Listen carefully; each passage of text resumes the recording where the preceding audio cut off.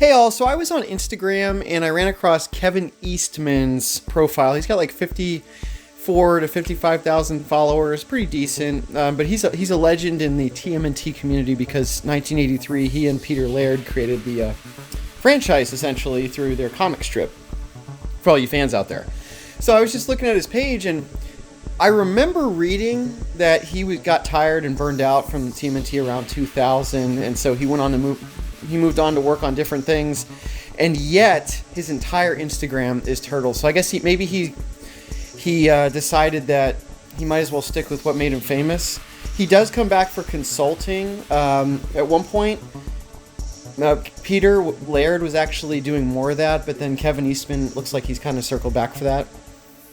But one of the things I noticed was he had a video, and he talks about a competition. So it's a Nickelodeon competition, and they go through designing different characters, and it's basically an open competition to people to come up with specific designs, and you get $5,000. It's like $5,000 to $7,000 to design these characters. And here's the thing, it has to be digital, so you can't actually design the characters and then turn it in as a paper copy, because it needs to even have, it goes further, layers. So you have to have an export with layers so that they can actually break your file apart. And so, as a younger person, I would have looked at this and gone, oh, sweet, that's awesome, and wouldn't have thought twice about it. And I used to enter these kind of competitions all the time. It's just that I never won because I'm more average when it comes to art. I love art, but I'm going to be honest. I'm not, the best. That's okay, but they literally want you to send your whole base file, or at least the export that they can reverse engineer, and then you are eligible. But it has several other rules, and one of the rules that really sucks, I'm going to be frank, you have to be 15 to 25, so you have like a 9-year, 16 to 25, something like that. You have like 9 years that you're eligible. And hey, the Mighty Q Bag, thanks for all your support, buddy. By the way, you may be you're eligible. So maybe you could do it, if you like art. But do it before your birthday. Anyway, so they want you to send over your work, your base file, and then they will judge it and then put out the award and the money on top of that. So a couple of thoughts on this.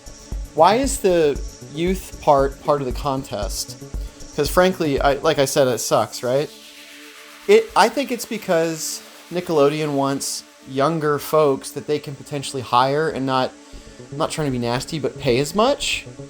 And, if somebody's older, they need more money, they might have more stuff going on in their life, they may have more bills that they've accrued, they may have a family, all that kind of stuff. So if you're younger and you're more explorative, you're more excited by career opportunities, so maybe they want somebody young that they can hire, And when I lived in Columbus, Ohio, I used to go to an illustration group, and one of the professors at a school over there was the head of the design and graphics department and 3D animation department. And they actually told me that Nickelodeon and DreamWorks, not Disney actually had longevity, but those two in particular, especially Nickelodeon, this was a number of years ago.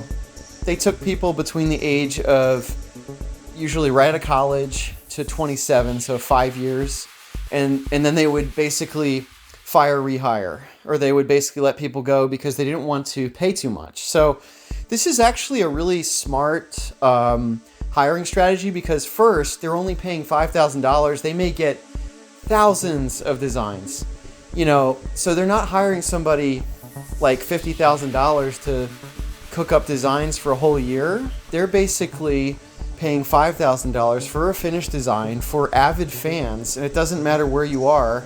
So you can basically do it in the middle of Indonesia and send it in. Well, actually, I didn't look to see if it's country specific, but you can basically do it independent of where you are. And then they cut a $5,000 check, which is probably taxable, so you probably end up seeing like $3,700 of it or whatever. Here's the glass half empty, life is like beating me down kind of deal here, but they're saving a ton of money on this, and they're going to get a design out of it. And if they don't, they just do another competition later, or they take some in-house designs. But there's a lot of really talented artists out there, kind of independent of how old they are or how much life experience they've had. So this is really kind of, I think, what they're trying to do, and they're pushing Kevin Eastman to promote it. So you figure that kind of a name pushing this, it's got some clout behind it. So he's probably supportive of this. He probably gets a cut too, just to push it. So of course they're spending more than the $5,000. You got all the admin processing, the reviewing, so they have employees looking at it. But they might just have one guy over at Nickelodeon going, "Ah, these stink, these are terrible. Oh, this is great."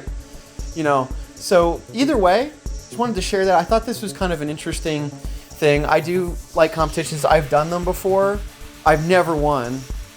And the most I've ever gotten back, I used to be way more meticulous with some of my work because I didn't have as much going on in the evening.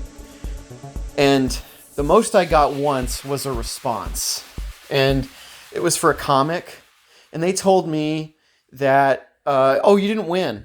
And so I said, okay, well, I emailed them back and said, oh, that stinks. Well, thank you. And they said, yeah, apply next year. And I didn't. I had something come up and I couldn't. But it was something that I did like 3 years in a row. And then they finally got back to me third year. So that tells me that I probably got into a higher bracket that time, but then I still didn't win.